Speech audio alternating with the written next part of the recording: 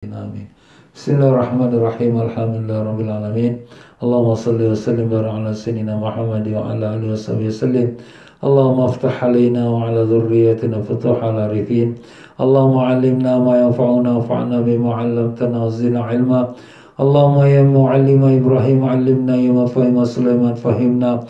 Subhanaka la 'ilma lana illa ma 'allamtana innaka antal alimul hakim. ولا حول ولا قوة إلا بالله العلي العظيم.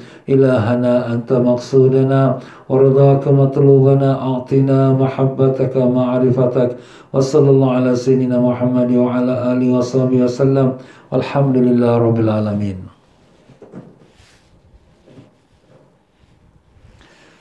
Bismillahirrahmanirrahim. Alhamdulillah rabbil alamin wa bihi nasta'in ala umuri dunya waddin. Allahumma salli wa sallim wa barik ala habibir rahman wa sayyidil akwan al-hadir ma'aman sallallahu fi kulli zaman wa makan wa ala alihi wa sahbihi wa tabihi bi ihsan. Muslimin dan muslimat rahimakumullah. Assalamu alaikum wa alaikumussalam warahmatullahi wabarakatuh.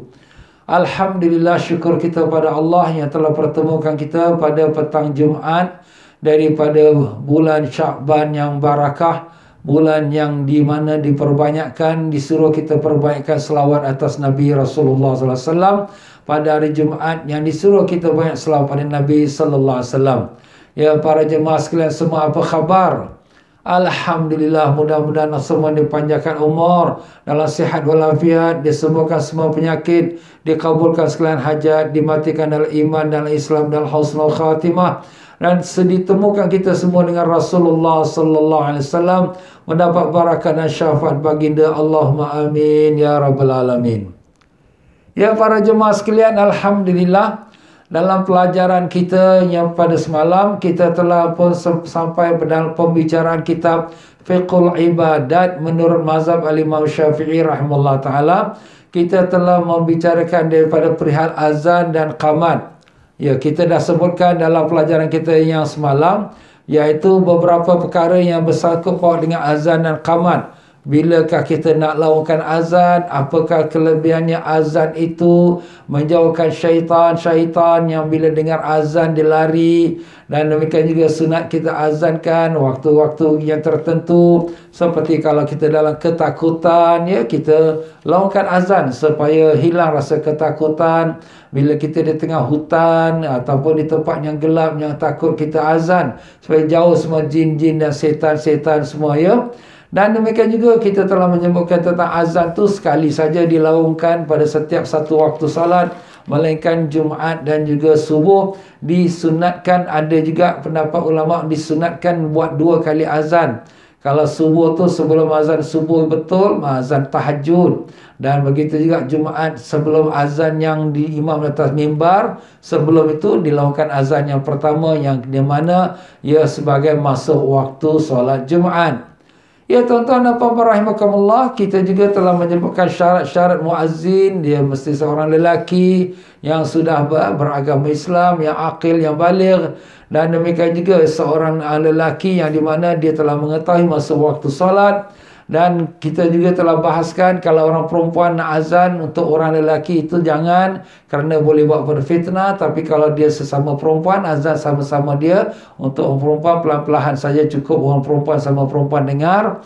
Dan demikianlah kita pun telah sampai pada sunat-sunat azan, muka surat 512. Jadi bagi mereka yang sudah ada kitabnya di tangan, boleh buka muka surat 512. Mereka yang belum ada kitabnya, kalau nak order kitab, order cepat sebelum dia habis. Ya, boleh nanti minta link order kitab supaya boleh kita berikan melalui mesej kepada FB saya di sini atau tanya kawan-kawannya. Jadi insya-Allah kita akan bagikan link dia, dan dengan itu dia boleh buat order online, ya. Ya tuan-tuan dan puan-puan, mari sama-sama kita mulakan bacaan kitab kita pada petang ini dengan kita baca Al-Fatihah kepada junjungan besar Nabi kita Rasulullah sallallahu alaihi wasallam, dan sekalian para keluarga yang kita kasihi, dan sekalian para sahabatnya yang kita cintai dan kita redai, dan sekalian para tabi'in dan tabi'in dan para alim-alim ulama, para masyayikh, para guru-guru, dan bil khusus Al-Imam Syafi'i rahimahullah ta'ala rahimahullah ta'ala, dan sehinggalah guru-guru yang menyampaikan agama kepada kita sampailah kepada tuan pengarang kita Al-Habib Syed Muhammad Amin bin Idrus bin Abdullah bin Umar bin Syekh Abu Bakar bin Salim, yang berguru kepada Habib Zain bin Ibrahim bin Zain bin Semit, yang kedua mereka masih lagi hidup di kota Madinah Munawwarah. Semoga Allah Ta'ala pelihara mereka dan berikan mereka panjang umur dan sihat walafiat, dan dijauhkan mereka dari segala musibah, balak dan bencana, dan semoga Allah merahmati dan tinggikan darjat sekalian guru-guru kita daripada masyayikh dan sekarang ulama-ulama kita terdahulu, dan semoga Allah Ta'ala merahmati roh mereka, dan dengan berkatnya mereka supaya Allah Ta'ala berkatkan ilmu mereka kepada kita dengan niatnya tersebut ila hadrat Nabi Sayyidina Muhammad sallallahu alaihi wasallam. Al-Fatihah. A'udzubillahi minasyaitonir rajim. Bismillahirrahmanirrahim. Alhamdulillah rabbil alamin arrahmanir rahim maliki yaumiddin. Iyyaka na'budu wa iyyaka nasta'in siratal mustaqim siratal ladzina an'amta 'alaihim ghairil maghdubi 'alaihim waladdallin. Amin. Qala al-mu'allif rahimahullah ta'ala wa nafa'ana Allah bihi bikum fid darani amin. Sunat azan. Muka surat 512 ya. Sunat azan, tatkala azan sangat banyak. Antaranya adalah yang pertama disunatkan tatkala mendengar azan untuk membaca marhaban bil qa'il adlan, marhaban bis salati ahlan. Ini kita bila dengar orang mula azan Allahu Akbar, Allahu Akbar, kita pun selain pada Allah Akbar, Allah Akbar, Allah Akbar, Allah Akbar menyambutnya, kita pun bacalah marhaban bil qa'il adlan. Apa maknanya? Marhaban, selamat datang, bil qa'il, dengan penyeru, adlan, secara adil. Siapa tu? Iaitu tukang azan ya. Selamat datang dengan yang memanggil dengan adil. Marhaban bis salati ahlan, dan selamat datang marhaban bis salati, dengan salat, ahlan, sebagai ahlinya. Jadi kita mengucapkan selamat datang kepada yang tukang panggil, iaitu tukang azan, dan kita ucapkan selamat datang kepada solat yang akan kita dirikan. Dua-dua tu adalah merupakan lawangan azan yang dilakukan oleh muazzin ya. Dan Rasulullah SAW telah bersabda, man qala hina yasma'ul muazzin marhaban bil qa'il adlan wa marhaban bis salati ahlan, kataballahu lahu alfa alfi hasana wa maha anhu alfa alfi sayyi'ah wa rafa'a lahu alfa alfi darajah. Artinya, barang siapa yang membaca tatkala mendengar azan marhaban bil qa'il ahlan, marhaban bis salati ahlan, maka Allah akan menulis untuknya 1,000,000 pahala, mengampuni 1,000,000 dosa, dan mengangkat 1,000,000 darjat. Masya Allah. Bukan kata 100, bukan kata 1,000, bahkan 1,000,000 pahala dituliskan, 1,000,000 dosa diampunkan, dan 1,000,000 darjat diangkat. Subhanallah. Dan satu darjat, antara satu darjat ialah seperti langit dengan bumi. Masya Allah. Senangnya nak dapat pahala. Cuba tengok sekali lagi apa dia kata tu. Marhaban bil qa'il adlan, marhaban bis salati ahlan. Adlan dan ahlan. Marhaban biasa kita dengar lah. Macam kita dalam maulid Nabi, marhaban ya Rasulullah kan. Marhaban bil qa'il. Qa'il tu yang menyeru, yang memanggil. Marhaban bil qa'il adlan, marhaban bis salati. Marhaban dengan salat, ahlan. Senang aja, tak susah. Ulang 2-3 kali dah ingat dah. Jadi amalkanlah tuan-tuan ya. Bila kita dengar azan Allahu Akbar, Allahu Akbar, kita pun jawab Allah Akbar, Allah Akbar, marhaban bil qa'il adlan, marhaban bis salati ahlan. Yang kedua di muka surat 513, azan dengan tertil. Tertil tu makna ikut tajuk dia lah ya, tidak tergesa-gesa, dengan sempurna. Caranya adalah menggabung 2 takbir dengan 1 nafas, dan antara kalimat yang satu dengan kalimat yang lain diselangi dengan bernafas sejenak. Jadi kalau takbir tu kita baca Allahu Akbar, Allahu Akbar, Allahu Akbar, Allahu Akbar. 2 takbir tu disambung, 2 takbir sambung. Selain pada 2 takbir itu sambung, dibacakan setiap satu rangkapan dengan nafas yang pendek. Asyhadu an la ilaha illallah. Pisahkan. Tarik nafas. Asyhadu an la ilaha illallah. Kemudian ambil nafas. Seterusnya lah. Hayya 'alas salah. Ambil nafas. Hayya 'alas salah. Ambil nafas. Tapi bila sampai pada Allah Akbar yang akhir, Allahu Akbar, Allahu Akbar. Jadi perkataan Allah Akbar saja yang digabungkan dua ke Allah Akbar, satu nafasnya. La ilaha illallah. Itu sunatnya cara macam tu, ya.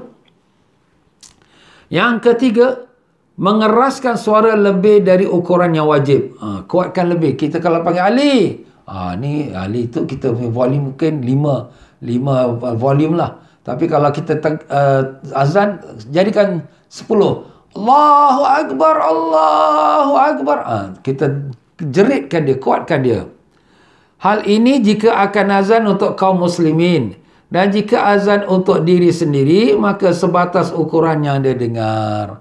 Ini kalau kita nak panggil orang tu sembahyang jemaah lah di masjid atau di surau. Tapi kalau kita sembahyang jemaah di dalam rumah kita, untuk kita dengan keluarga kita, tak payahlah nak kuat suara. Cukup dengan kita dengar saja. Allahu Akbar, Allahu Akbar. Allahu Akbar, Allahu Akbar. Macam tu cukup, ya. Yang keempat daripada sunat-sunat azan, taswib pada azan yang pertama dan kedua dalam solat subuh, baik adaan atau qadaan. Hukumnya adalah sunnah. Adapun taswib di selain azan solat subuh, hukumnya adalah makruh. Hal ini menurut pendapatnya kuat dalam mazhab al-Imam Syafi'i rahimahullah ta'ala. Sedangkan menurut pendapat Imam Nakhai, hukumnya adalah sunnah. Jadi taswib tu maknanya kita membaca as-salatu khairum minan naum. Itu as-salatu khairum minan naum. Salat lebih baik dari tidur. Jangan kita kata an-naum khairum minas salah. Tidur lebih baik pada salat. Itu setan tu, ya. Jadi bila ditambahkan as-salatu khairum minan naum, itu sunat pada sembahyang azan subuh. Azan subuh kita dah sebut ada dua, ya. Satu sebelum waktu 1 jam dan satu lagi sesudah masa waktu. Tapi dalam buku kita ini disebutkan oleh mazhab Imam Syafi'i rahimahullah ta'ala yang afdalnya kedua-dua. Azan pertama subuh dan azan kedua subuh dibacakan as-salatu khairum minan naum pada azan-azan itu. Dua-dua disunatkan. Tapi saya dah sebutkan dalam pelajaran yang lepas, untuk membezakan azan tahajud dengan azan masuk subuh, ialah azan tahajud dia tak ada as-salatu khairum minan naum. Itu dari segi praktikal. Itu lagi praktikal. Untuk bezakan. Kalau tidak nanti orang keliru. Sebab nanti orang ingat, ini azan subuh. Dia datang kat Masjidil Haram, Masjid Nabawi, dia sembahyang sunat qabliyah subuh. Padahal belum masuk waktu subuh. Saya pun pernah terkena juga macam tu. Dulu-dulu awal-awal masa kita baru datang ke Mekah ni, tak terbiasa lagi dengan 2 kali azan. Bila azan pertama, kita pun ingat, dah masuk subuh. Kita pun salat sunat qabliyah subuh, tapi rupa-rupanya belum lagi masuk subuh. Itu baru nama azan tahajud. Jadi untuk membezakan antara azan tahajud dengan azan masuk subuh, maka azan tahajud tu dia tak ada tambahan as-salatu khairum minan naum. As-salatu khairum minan naum itu disebutkan dalam bahasa ringkasnya at-taswib. At-taswib. Ini sebenarnya adalah merupakan tambahan dalam azan yang dilakukan oleh Sayyidina Bilal radhiyallahu anhu. Sayyidina Bilal radhiyallahu anhu waktu di azan subuh, dia tambahkan as-salatu khairum minan naum. Salat lebih baik dari tidur. Kemudian Nabi SAW dengar perkataan tambahan tu. Nabi pun kata kepada Sayyidina Bilal, ya Bilal, jadikan dia tambahan dalam setiap azan subuh. Jadi maknanya Sayyidina Bilal membuat satu perkara bid'ah.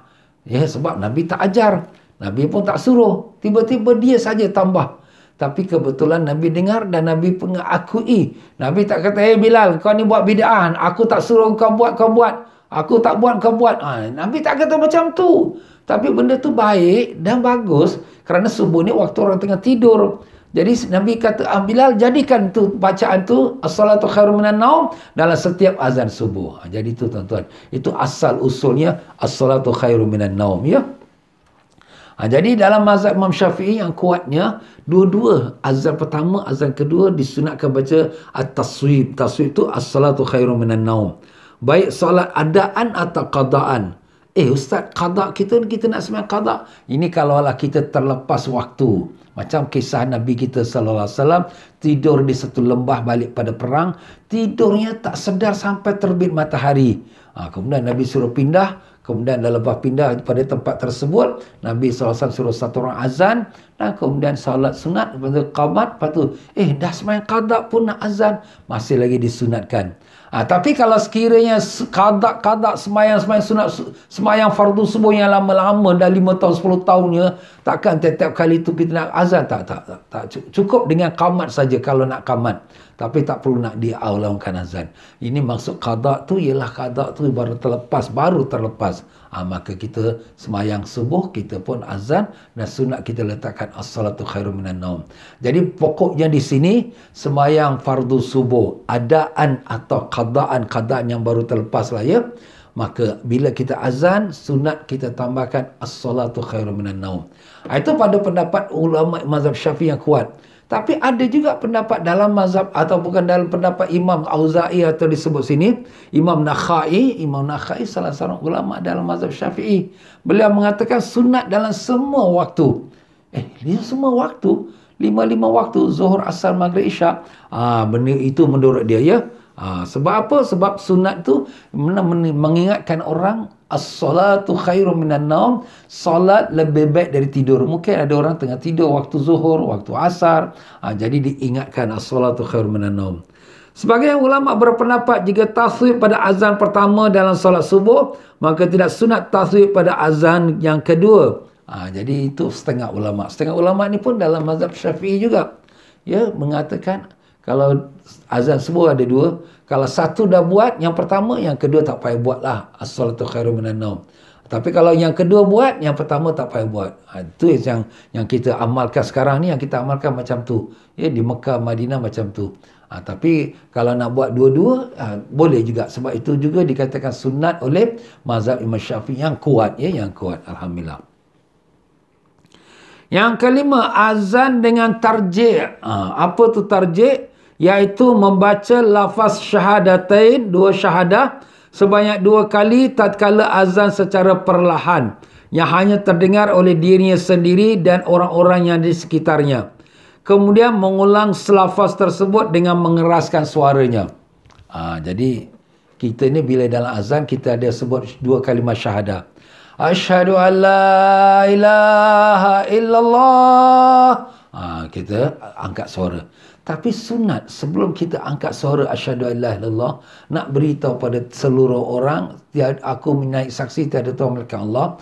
Itu sebagai pemberitahuan, pengumuman, to make people acknowledge yang kita ini ialah mengaku tiada Tuhan melainkan Allah. Tapi sebenarnya itu sebagai azan pengumuman, maka sebenarnya baiknya, yang bagusnya, yang sunatnya kita buat pengakuan diri kita sendiri. Macam mana buat pengakuan? Kita buat diri kita sendiri. Lepas kita Allahu Akbar, Allahu Akbar, Allahu Akbar, Allahu Akbar. Asyhadu an la ilaha illallah. Kita mengucap dulu, kita dulu. Asyhadu an la ilaha illallah. Asyhadu anna Muhammadar Rasulullah. Asyhadu anna Muhammadar Rasulullah sallallahu alaihi wasallam. Jadi kita sendiri buat pengakuan, aku naik saksi tiada Tuhan ku sembah melainkan Allah, dan aku naik saksi bahawa Nabi Muhammad sallallahu alaihi wasallam pesuruh Allah.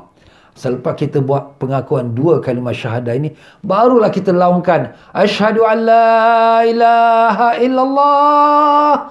Asyhadu an la ilaha illallah. Asyhadu anna Muhammadar Rasulullah. Asyhadu anna Muhammadar Rasulullah. Jadi tarjih, iaitu membaca 2 kalimah syahadah secara perlahan sebelum dilaungkan, itulah sunat. Itu namanya tarjih.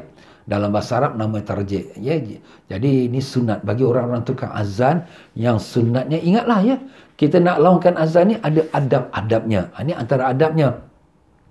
Sebelum kita mengumumkan, melaungkan kalimah syahadah, kita sendiri mengucap dua kalimah syahadah tu. Kita ucap dua-dua tu sekali habis. Asyhadu an la ilaha illallah, asyhadu an la ilaha illallah, asyhadu anna Muhammadar Rasulullah, asyhadu anna Muhammadar Rasulullah. Terus kita laungkan dua kalimah syahadah.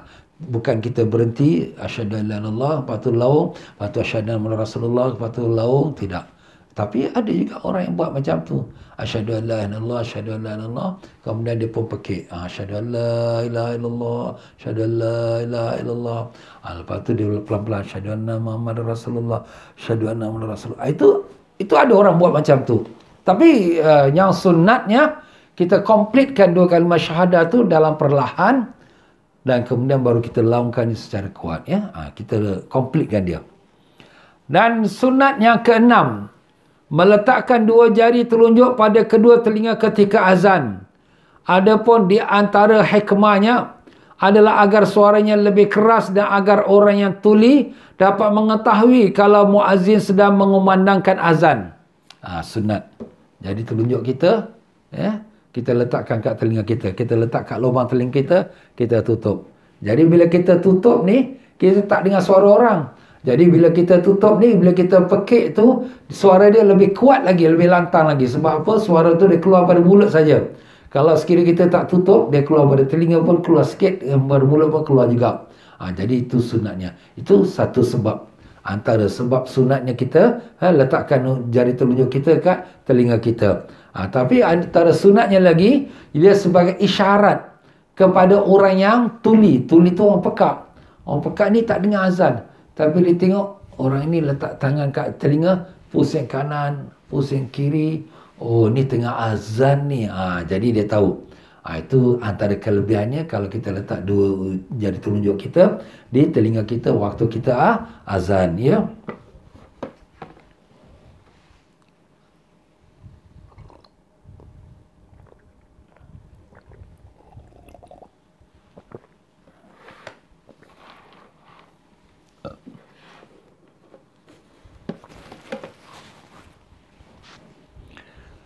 Dan sunat yang ketujuh, menoleh dengan wajahnya ke arah kanan pada lafaz hayya 'alas salah dan menoleh ke arah kiri pada lafaz hayya 'alal falah.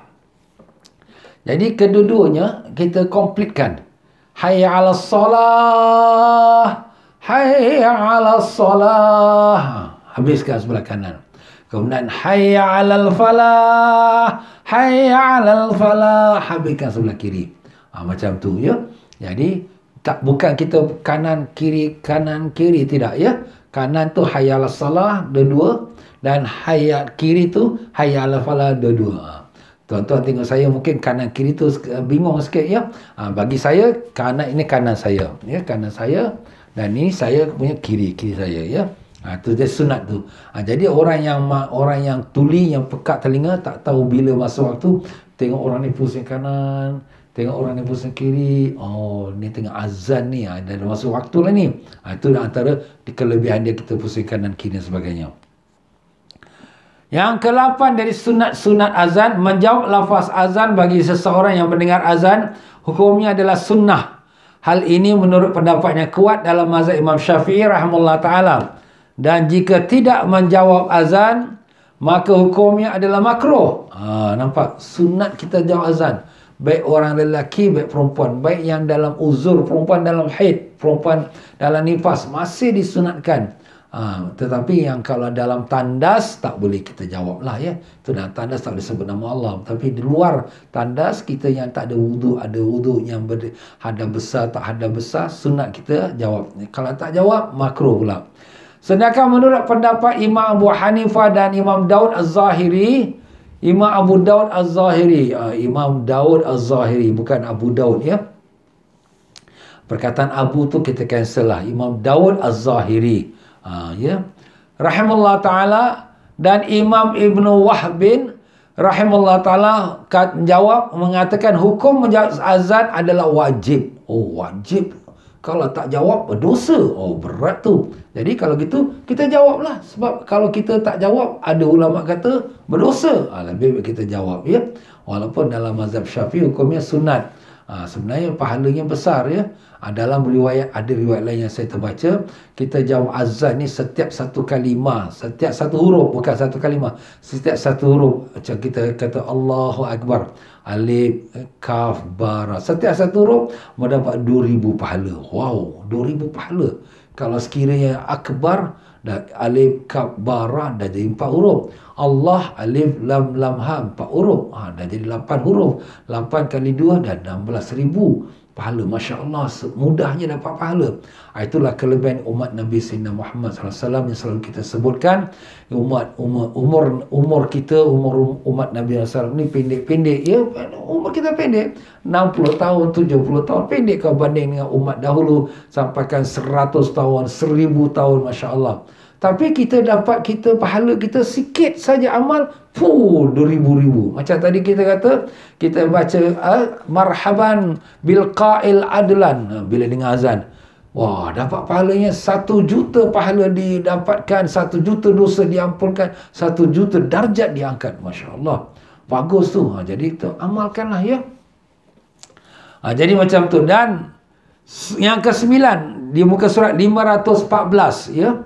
Yang ke-9 pada sunat azan, membaca ayatul kursi antara azan dan iqamat bagi muazzin dan yang mendengar azan.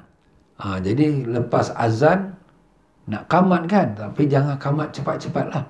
Mungkin ada orang sembahyang sunat qabliyah ya. Semua sembahyang ada qabliyah. Subuh, zuhur, asar, maghrib, isyak. Ustaz, maghrib pun ada. Maghrib pun ada juga. Cuma maghrib ni jarang orang buat qabliyah.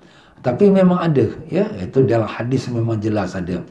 Jadi kalau lepas azan tu, selain daripada kita sembahyang sunat 2 rakaat atau yang buat 4 rakaat untuk zuhur, maka kita bacalah ayatul kursi antara azan dan qamat. Apa kelebihannya? Bagi muazzin dan juga orang yang dengarkan azan, diriwayatkan dari hadis, barang siapa yang membaca yang antara azan dan qamat, maka tidak akan ditulis sebagai dosa yang terjadi di antara keduanya. Di antara keduanya. Keduanya itu dari mana? Di antara kedua solat fardu. Solat fardu. Lepas subuh, kita lepas azan subuh, kita baca ayatul kursi. Dan kemudian nanti lepas azan zuhur, kita baca ayatul kursi. Jadi ini semua sebelum qamat ni. Jadi antara subuh sampai ke zuhur tidak dituliskan dosa kita. Ustaz, kalau gitu best boleh buat dosa. Tidak. Orang yang macam ini bukan semua orang yang boleh buat pun. Kadang-kadang nak buat pun terlupa. Tapi orang yang memang istiqamah dia buat, memang orang itu Allah Ta'ala pilih. Bukan orang kaki buat dosa, tapi orang yang kaki buat ibadat, buat amal. Kalau terbuat dosa pun cepat-cepat dia minta ampun. Jadi orang yang cepat minta ampun seperti orang tak ada dosa. Itulah dia tuan-tuan. Macam tu lah kalau kita baca lepas azan zuhur, kemudian kita baca lagi ayatul kursi lepas azan asar, antara zuhur dan asar dosa kita diampunkan. Begitulah ya. Jadi itu kelebihan baca ayatul kursi. Memang ayatul kursi ni banyak kelebihannya. Kita dah sebutkan dalam pelajaran lepas bahawa jalan yang paling cepat ke syurga ialah amalan membaca ayatul kursi setiap sembahyang fardu. Lepas sembahyang fardu. Kenapa? Dalam hadis Nabi sebut, siapa yang membaca ayatul kursi lepas solat fardu, kalau dia matinya terus masuk ke syurga. Masya Allah, masuk ke syurga terus. Jadi setiap lepas 5 waktu solat fardu jangan lupa baca ayatul kursi ya. Ini tambahan lagi. Lepas azan sebelum kita nak qamat kita baca ayatul kursi ya. Dalam kitab Fathul Mu'in dia jelaskan, qala Ruyani, itu dalam bahasa Arabnya lah. Bahasa Arabnya itu memberikan makna maksud yang telah disebutkan oleh tuan pengarang kita pada nombor 9 tentang kelebihan bacaan ayatul kursi ya. Dan ke nombor 10, memandang muazzin tatkala azan hukumnya adalah sunat. Memandang muazzin. Jadi bila orang tukang azan, Allahu Akbar, Allahu Akbar, kita duduk, kita tengok dia azan. Sunat macam tu. Kenapa? Nak mendapat menjiwai, nak dapat menghayati akan apa yang diucapkan oleh muazzin. Ini antara perkara yang baik kerana kita ni bila kita belajar, kita kalau dengar ustaz tu mengajar, dia macam berhayal, dia dengar. tapi dia macam bahaya. Dia boleh dengar, dia boleh terfikir-fikir cerita-cerita lain. Tapi kalau dia tengok muka ustaz tu mengajar, jadi dia dapat concentrate, dia dapat fokus. Ustaz ni cakap satu-satu perkataan tu, apa lagi dengan gaya-gaya ustaz tu, jadi dia dapat faham lebih mendalam. Macam tu juga khutbah Jumaat. Jadi kalau khutbah Jumaat ni, kalau sekiranya kita duduk di masjid sebelah hujung kanan, hujung kiri, kita tengok dekat tembok, lama-lama kita mengantuk, tertidur. Tapi kita betulkan posisi kita. Kita menghadap pada khatib atau mimbar. Jadi kita tengok dia, jadi setiap lapas perkataan keluar pada mulut dia, kita dapat fokus, dapat concentrate, dan dia masuk dalam hati kita dan fikiran kita, masuk dalam jiwa kita. Itu sunat ni macam tu. Sahabat-sahabat pun macam tu. Bila Nabi memberikan ceramah, mereka semua duduk keliling Nabi, menghadap pada Nabi kita sallallahu alaihi wasallam. Jadi mereka yang duduk di masjid sekarang ni ada juga beberapa masjid yang membuatkan kelas-kelas dalam masjid secara fizikal. Secara maknanya kita hadir dalam masjid. Jadi walaupun jarak tu sudah ada, setiap orang satu sejadahnya, tapi bila waktu ustaz tu mengajar, jangan duduk menghadap tembok saja. Menghadap kepada ustaz. Jadi bila menghadap pada ustaz tu, janganlah menghadap kepala saja. Kepala pusing.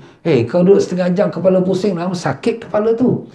Pusinglah badan, duduk betul-betul. Relax yourself. Tengok imam tu, tengok ustaz tu, tengok khatib tu. Macam tu. Ya, ustaz malulah kita. Apa nak malu? Ini adab kita dalam belajar.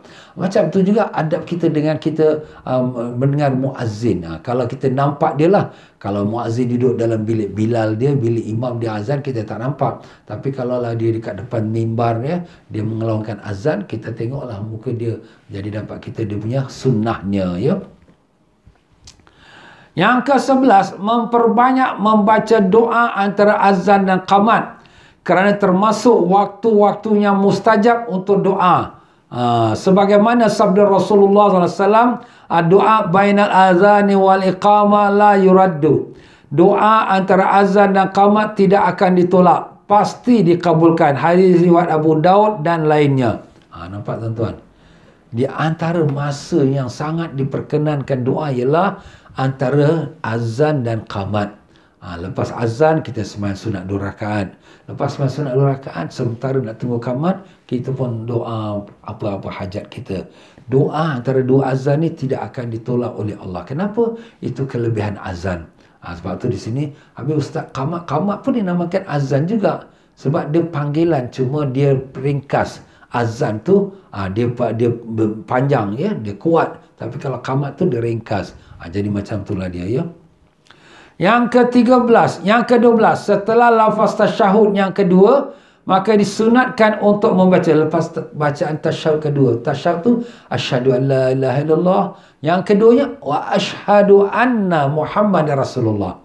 Itu asyhadu anna Muhammadar Rasulullah tu apakah yang kita disunatkan? Disunatkan lepas asyhadu anna Muhammadar Rasulullah, kita baca wa ana asyhadu an la ilaha illallah wahdahu la syarikalah wa anna Muhammadan abduhu wa rasuluh wa raditu billahi rabban wa bi Muhammadin rasulah wa bil Islam dina. Lafaz tasyahud yang kedua, maka disunatkan untuk membaca ini. Lepas baca tasyahud kedua, disunatkan baca ini. Baca apa? Asyhadu wa anna asyhadu. Ini saya nak kita betulkan sikit. Bukan mungkin betul apa, kita fahamkan sikit. Nombor 12, setelah lafaz tasyahud yang kedua, berapa kali kita baca tasyahud dalam azan? 4 kali. Tasyahud pertama dan kedua, lafaznya sama. Asyhadu an la ilaha illallah. Ini ulang 2 kali.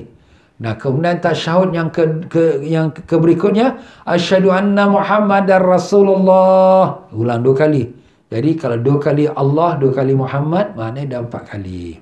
Jadi di sini tuan pengarang kita mengatakan setelah lafaz tasyahud yang kedua. Yang kedua ni, yang pertama yang kedua ni.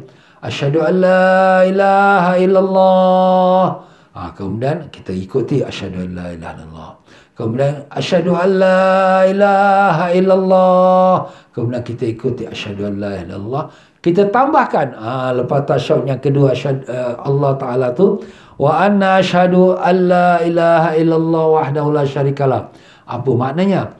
Dan aku naik saksi tiada Tuhan yang disembah melainkan Allah yang tiada sekutu baginya.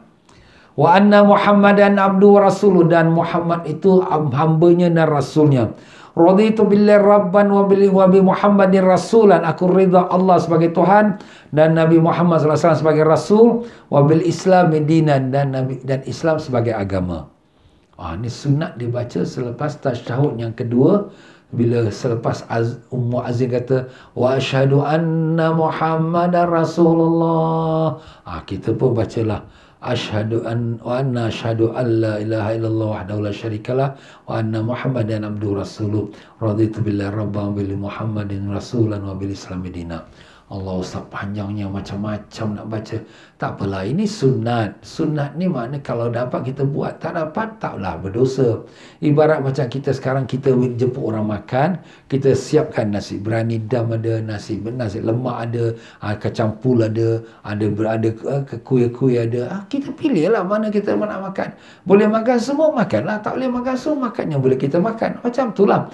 Jadi tuan pengarang kita ni, dia hidangkan semua apa yang ada sunat-sunat. Mana yang kita boleh pilih, kita pilih. Mana tak boleh pilih, alamak, tak mampu, tak apalah. Tapi kita cubalah, kalau kita dapat cuba itu lebih baik. Yang ke-13 daripada sunat azan ini ialah membaca doa setelah selesai azan. Yang lebih utama iaitu dengan mengeraskan suara agar orang yang mendengar azan dapat mengikuti dalam doanya. Siapa yang nak keraskan suara tu? Pak Bilal lah, tukang azan tu. Di antara doa setelah azan ialah doa. Jadi lepas dia habis asyhadu an la ilaha illallah, dia pun bacalah Muhammadur Rasulullah sallallahu alaihi wasallam, Allahumma rabb hadhihi da'wati tammah, di muka surat 515 ya, wassalatil qa'imah ati sayyidina Muhammadinil wasilata wal fadilah والدرجة الرفيعة وابعث مقاما محمودا الذي وعدته إنك لا تخلف الميعاد. Itu doa lepas azan ya. Allahumma ya Tuhan kami, Rabb hadhihi da'wati tamah, yang memiliki seruan yang mulia ini, yang sempurna. Wassalatil qa'imah, yang memiliki salat yang akan didirikan. Ati Sayyidina Muhammadin wasilah, kurniakanlah pada Nabi Sayyidina Muhammad SAW al-wasilah dan fadilah. Wasilah ialah darjat wasilah, dan fadilah kemuliaan. Wad darajat rafi'ah, dan darjat yang tinggi. Wa ba'athu maqama, dan kurniakanlah, bangkitkanlah dia dengan maqam yang mahmud. Maqam mahmud, maqam yang dipuji. Alladhi wa'attah, yang kau telah janjikan. Innaka la tukhliful mi'ad, sesungguhnya kau tidak mungkir janji. Ini doa ni sebenarnya kita mohon pada Allah supaya Allah SWT kurniakan pada Nabi kita sallallahu alaihi wasallam wasilah. Wasilah tu makna perantaraan. Perantaraan tu makna untuk memberi syafaat kepada umatnya di padang mahsyar yaumul qiyamah. Dan juga kita minta pada Allah Ta'ala supaya Allah kurniakan pada Nabi kita maqam mahmud. Maqam mahmud ni makna nama dia maqam mahmud. Maqam tu darjat. Mahmud tu dari segi bahasa terjemahan dia yang dipuji. Tapi Nabi kita sallallahu alaihi wasallam ada sebut dalam sepotong hadis, sesungguhnya Allah SWT mengkhususkan seorang hamba dia sahaja untuk mendapatkan maqam yang terpuji itu, maqam mahmud. Dan aku mengharapkan itulah untuk aku. Dan sesiapa yang doakan untuk aku mendapatkannya, maka wajiblah syafaatku untuknya. Jadi bila kita baca doa azan ni, doa ini mengandungi kita minta pada Allah supaya memberikan Nabi kita maqam yang dinamakan maqam mahmud. Maka siapa yang doakan untuk Nabi, Nabi kata wajiblah bagi dia syafaatku. Jadi kita mudah-mudahan kita dapat syafaat Nabi kita sallallahu alaihi wasallam. Amin ya rabbal alamin. Kemudian kita baca pula Allahumma inna nas'aluka al-'afwa wal 'afiyah fid din wa dunya wal akhirah. Rabbi firli wali walidayya. Itu kita akan sambung lagi tuan-tuan ya. Kita berhenti pada doa tu sebab doa tu bagus. Kita nak sebutkan sikit beberapa perkara daripada doa tu. Jadi kita panjang pula masa, kita pun cemburu pada kita. Jadi kita berhenti pada Allahumma inna nas'aluka al-'afwa wal 'afiyah wallahu a'lam. Ya tuan-tuan dan puan-puan rahimakumullah, hari ini hari Jumaat, hari yang pertama Jumaat dalam bulan Sya'ban. Bulan Sya'ban ni bulan Rasulullah SAW. Nabi dah mengatakan Rajab Syahrullah, Sya'ban syahri wa Ramadan syahru ummati. Rejab bulan Allah, Sya'ban bulan aku, dan Ramadan bulan umatku. Jadi kita ni tuan-tuan dan puan-puan, sebelum kita masuk kepada bulan Ramadan, kita siapkan diri kita. Siapkan diri kita dengan bersihkan hati kita, rohani kita, zahir kita, batin kita. Macam mana kita nak bersihkan, tuan Ustaz? Antara kita berzikir, istighfar, berzikir, beristighfar, banyakkan selawat pada Nabi SAW. Sebab selawat pada Nabi SAW ialah sebagai mursyid kita. Mursyid tu apa? Guru yang memimpin kita untuk sampai kepada Allah. Zaman sekarang nak cari guru mursyid pimpin kita kepada Allah agak susah. Bukan tak ada, tapi mungkin tak kita temui dengan mudah. Tapi banyakkan selawat, dia akan menjadi guru kita, memimpin hati rohani kita kepada Allah Ta'ala. Jadi ibaratnya bila kita banyak selawat, Nabi SAW pegang tangan kita, bawa kita menuju pada Allah, masuk ke pintunya Ramadan untuk kita mendapatkan rahmat-rahmat Allah yang lebih banyak lagi. Jadi ingat, sebab tu di sini tuan-tuan dan puan-puan rahimakumullah, adalah terlebih baik pada bulan Sya'ban ni banyakkan selawat pada Nabi SAW. Kalau boleh jadikan amalan kita setiap hari, rutin kita baca selawat jangan kurang pada 1,000 kali. Ustaz, kenapa 1,000 kali? Banyak kelebihannya. Ya, banyak kelebihannya. Satu orang fakir, dia ni orang yang susah. Dia banyak berhutang sampai 500 dirham, 500 dinar dia berhutang. Nak bayar hutang susah. Dia jumpalah kepada satu orang yang kaya, saudagar kaya. Ya, saudagar, bagi aku hutang 500 dinar, aku akan bayar pada tempohnya. Saudagar tu kata boleh, dia pun bagi 500 dinar. Maka lepas dia bagi 500 dinar tu, sampai masanya nak minta bayar, tak mampu saudagar tu bayar. Maaf, orang miskin bayar tak mampu. Dibawa kepada hakim. Hakim kata, kalau kau tak bayar, aku masuk penjara. Dia kata, tolonglah, bagi aku 1 malam ni, aku nak balik jumpa keluarga aku. Hakim kata, siapa nak jamin kau besok kau datang? Rasulullah jamin. Terlepas kat mulut dia nama Rasulullah. Hakim kata, kalau kau dah sebut nama Rasulullah, aku tak boleh tolak, tapi pastikan kau datang besok. Maka pada malam hari dia balik, dia jumpa isteri dia, kata, ya sayang, abang dah beri jaminan, Rasulullah jamin kita ni. Maka macam mana ni? Dah terlepas kat mulut. Isteri kata, marilah bang, banyakkan selawat pada Nabi. Selawat. Sampailah tertidur suami isteri. Dalam mimpinya sang suami ni, Rasulullah datang kepada dia. Rasulullah kata, pergi kau ke rumah governor kota ini, beritahu pada dia, Rasulullah perintahkan kepada dia supaya memberikan kau 500 dinar untuk bayar hutang daripada Baitul Mal. Kalau dia minta bukti, apa buktinya? Bahawa dia ni, governor ini, dia tak akan tidur kalau tak baca 1,000 kali selawat. Masya Allah. Dia tak akan tidur kalau tak baca 1,000 sekali selawat. Nah, semalam dia tertidur dan dia ragu-ragu dah cukup ke belum, tapi Allah sudah cukupkan 1,000 selawat. Jadi bila orang miskin ni bangun pagi, dia pun dah rasa happy lah. Dia pun pergi rumah governor, pagi-pagi buta dia kejut. Dia kata rumah governor. Governor kata, apa kau nak? Dia kata, Rasulullah perintahkan pada engkau supaya bayarkan hutang aku 500 dinar. Apa buktinya? Buktinya bahawa Rasulullah kata, engkau tiap-tiap hari sebelum tidur kau baca 1,000 kali selawat. Menangis governor ni. Kerana governor ni tahu, tak ada siapa yang tahu yang dia baca selawat melainkan hanya Allah dan Rasul saja. Tapi dia tak puas hati. Apa bukti kedua? Bukti kedua, semalam kau baca, kau ragu-ragu antara sempurna ke tidak 1,000 selawat, tetapi Allah sudah sempurnakan 1,000 selawat. Menangis lagi, betul semalam aku ragu-ragu. Dia pun masuk dalam, dia ambil satu kampit, ini 500 dinar pada wang Baitul Mal untuk kau bayar hutang. Kemudian lagi dia keluarkan satu kampit lagi, ini 500 dinar kerana kau bawa berita gembira kepada aku. Rasulullah perintahkan kepada aku. Kemudian dia bawa lagi satu kampit 500 dinar, ini untuk family engkau. Masya Allah. Dan dia bawa lagi 500 dinar, ini untuk engkau dengan kau punya perniagaan, untuk kau berjalankan perniagaan. Masya Allah. Sudah berapa? Sudah dapat 2,000 dinar. Padahal dia cuma minta 500 saja. Itulah Allah Ta'ala nak berikan dia kurniaan. Dan itulah governor. Setiap malam sebelum tidur, dia akan baca selawat 1,000 kali dinar.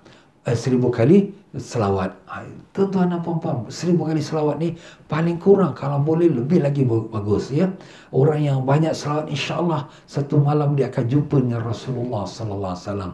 Insya-Allah kalau dia dah jumpa Rasulullah sallallahu punya nikmat, tuan-tuan, dia tak dapat nak gambarkan. Kerana itulah wajah yang sangat cantik, wajah yang sangat nur dan bercahaya. Banyakkan selawat pada Nabi. Sallu ala Nabi. Allahumma salli wa sallim alaihi. Selalu kita banyakkan selawat pada Nabi kita sallallahu alaihi wasallam. Dan saya ucapkan ribuan terima kasih kepada para jemaah yang telah menderma, berinfak untuk Palestin. Untuk Palestin Ustaz terima. Ya, saya terima juga untuk Palestin. Kita tahu negara Islam kita Palestin, ya, banyak kesusahan anak-anak yatim dan juga masalah-masalah orang Islam di sana, ya. Jadi kita bantulah mereka, apalagi dengan dekat-dekat Ramadan, ya. Dan juga untuk mereka derma untuk orang fakir miskin, orang yang di Kemboja, yang di Bangladesh, yang di Indonesia, banyak. Alhamdulillah mereka pun alhamdulillah salurannya tuan-tuan bagi pada saya sebanyak dirata-ratakan kepada mereka yang berkenaan, dan juga yang derma untuk musalla, yang derma untuk madrasah. Alhamdulillah, jazakumullah khairan jazak. Semoga semua derma anda tu semua akan dilipat gandakan oleh Allah Ta'ala. Dan mereka derma untuk Quran, untuk wakaf Quran, untuk wakaf perigi, jazakumullah khairan jazak, ya. Semua tu akan menjadi amalan kita yang berkekalan sampai yaumul akhirat. Yang kita simpan, yang kita sayang ni bukan kita punya, besok anak cucu yang ambil. Tapi yang kita sedekah inilah yang kita punya. Ya, tuan-tuan dan puan-puan, jadi saya ucapkan ribuan terima kasih pada mereka yang telah menderma dan berinfak. Cuma saya minta sekali lagi, kalau kamu derma, kamu infak, kamu tuliskan dalam dia punya transfer tu untuk tujuan apa? Untuk miskin, untuk madrasah, untuk perigi, untuk Quran, untuk Palestin, sebagainya, ya. Baiklah tuan-tuan dan puan-puan, sampai saja untuk kita pada petang ini. Jadi besok, lusa, Sabtu, Ahad kita tidak ada kelas. Kita sambung lagi insya-Allah pada hari Senin insya-Allah, ya. Dengan itu saya minta ribuan maaf kalau ada apa-apa kekurangan, dan dengan itu mari sama-sama kita berdiri untuk kita memberikan penghormatan dan kasih sayang cinta kita kepada Rasulullah sallallahu alaihi wasallam, dengan kita memberi salam pada Nabi kita Rasulullah sallallahu alaihi wasallam.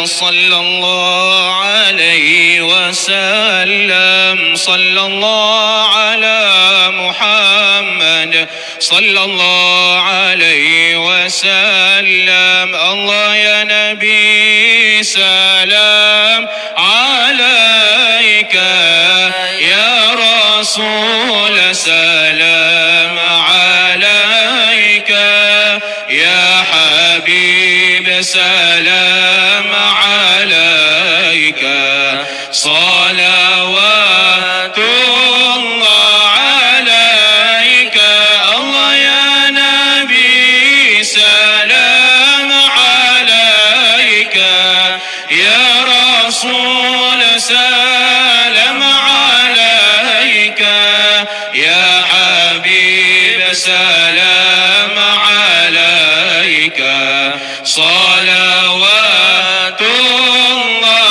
عليك أشرق الكون ابتهاجا بوجود المصطفى أحمد ولأهل الكون أنس وسرور قد تجدد الله يا نبي سلام عليك يا رسول سلام عليك يا حبيب سلام عليك صلوات الله عليك فاطربوا يا أهل المثاني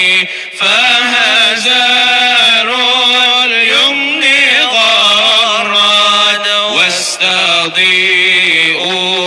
بجمال فقفي الحسن تفرد الله يا نبي سلام عليك يا رسول سلام عليك يا حبيب سلام عليك صلوات الله عليك مرحبا مرحبا يا نور عيني مرحبا مرحبا جد الحسين مرحبا يا رسول الله أهلا مرحبا بك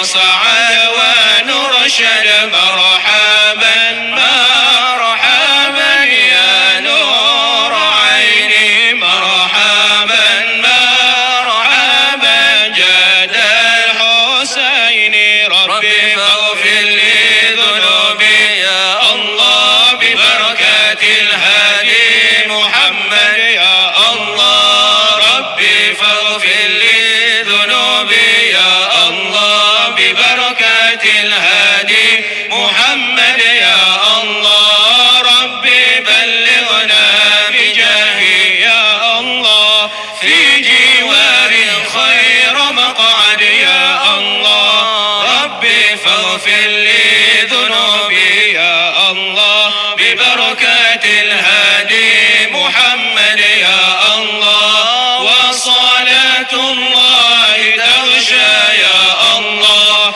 أشرف الرسل محمد يا الله ربي فاغفر لي ذنوبي يا الله ببركة الهادي محمد يا الله وسلام مستمر يا الله كل حين يتجدد يا الله ربي فاغفر لي ذنوبي يا الله ببركة الهادي محمد يا الله طلع البدر علينا من ثنيات الوداع وجب الشكر علينا ما دعا لله داع أيها المبعوث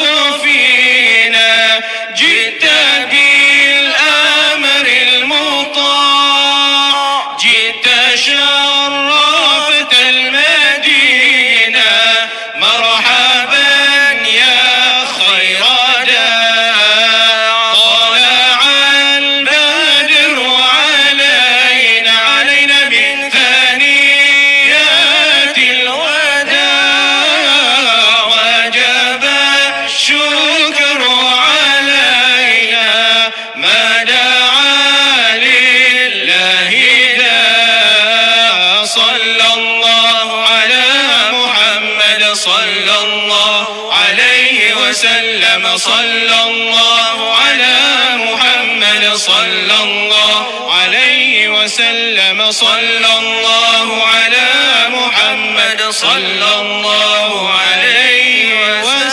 وسلم اللهم صل وسلم وبارك عليه وعلى Sekian saja, bila taufiq wal hidayah. Wassalamualaikum warahmatullahi wabarakatuh.